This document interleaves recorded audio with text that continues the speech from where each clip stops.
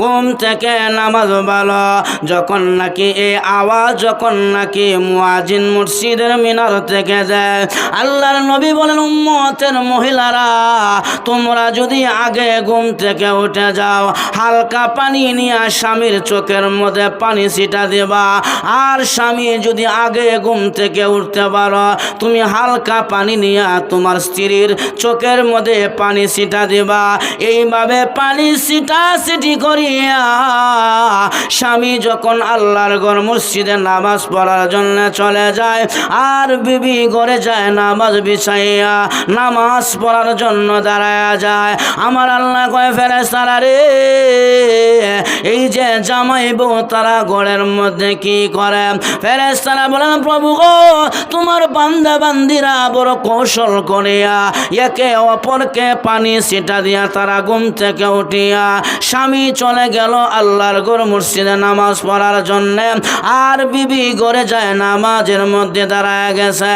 আমার আল্লাহ কয়, ফেরেশতারা রে, তোমরাই বলেছিলাম মানুষ বানাবার কোনো প্রয়োজন নাই। তাকায়া দেখো আমার বান্দা বান্দিরা, আমি আল্লাহকেও দেখে নাই, আমার জান্নাত জাহান্নাম দেখে নাই। এরপরে আমি মালিকের বিধান, ফজরের নামাজ তারা উঠতে পারে না। একজন আগে উঠলে অপরজনকে বড় কৌশল করে পানি ছিটা দিয়া ঘুম থেকে উঠাইয়া যায় নামাজের মধ্যে দাঁড়ায়া গেল।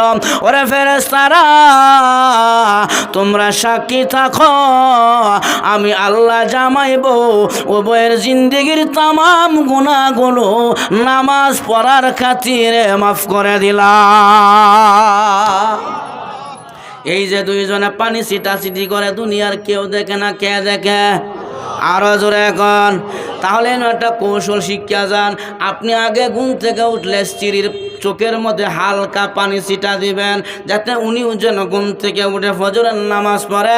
আর এলাকার মা বোনেরা, আপনারা যদি আগে ঘুম থেকে উঠতে পারেন, স্বামীর চোখের মধ্যে পানি ছিটা দিয়া নামাজের জন্য সজাগ করে দিবেন। এটা একটা কৌশল, কিন্তু কেউ রাগ করা যাবে না। অনেক স্বামী আছে হট মেজাজের মানুষ, কিছু বউ ডরায়া কয় না, ধরে নিয়ে মায় শুরু করে দে, আছে না নাই?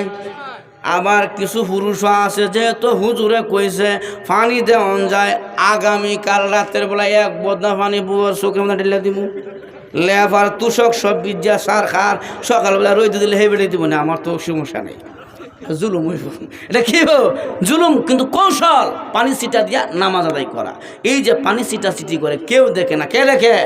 আল্লাহ। তখন আল্লাহর কুদরতি কলেজার মধ্যে জুস মেরে আমার বান্দা বান্দি আমি আল্লাহকে পাওয়ার জন্য তারা কত সুন্দর কৌশল খেলাইছে।